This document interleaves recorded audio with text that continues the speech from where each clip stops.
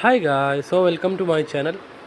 നിങ്ങൾക്ക് ഈ ഡിസ്പ്ലേയിൽ കാണുന്നത് പോലെ കഴിഞ്ഞ 3 ആഴ്ചയിൽ നമ്മൾ ഷോപ്പിൽ വന്ന കുറച്ച് ഡിസ്പ്ലേയുടെ ഫോട്ടോസാണ് നമ്മൾ ഇതിൽ കാണിക്കുന്നത്. ഏകദേശം 110 110 ആവറേജ് ഏകദേശം അത്ര ഡിസ്പ്ലേയോളം വന്നിട്ടുണ്ട്. അത് നമ്മൾ നേരെ നോക്കി ഫിറ്റ് ചെയ്ത് എല്ലാം ക്ലിയർ ആക്കിയിട്ട് ശരിയാക്കി കൊടുത്തിട്ടുമുണ്ട്.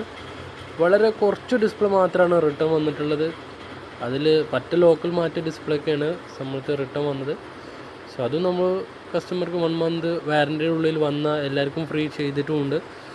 സോ നമ്മൾക്ക് ഏകദേശം ഡിസ്പ്ലേ സ്റ്റോക്ക് ഉണ്ടാവേണ്ടത് റെഡ്മി 9A, Y20, C11, പോക്കോ C3, M3 അങ്ങനത്തെ കുറച്ച് യൂണിവേഴ്സൽ മോഡൽ നമ്മൾ എപ്പോഴും ഷോപ്പിൽ സ്റ്റോക്ക് ചെയ്ത് വെക്കണം. അതുണ്ടാകുമ്പോൾ നമുക്ക് കസ്റ്റമർ ഹാൻഡിൽ കുറച്ച് എളുപ്പമായിരിക്കും.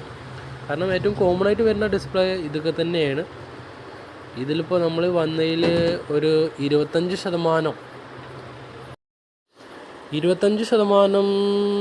9A, പോക്കോ C3, Y20 അങ്ങനത്തെ ഡിസ്പ്ലേനെ കോമൺ ആയിട്ട് വന്നിട്ടുള്ളത്.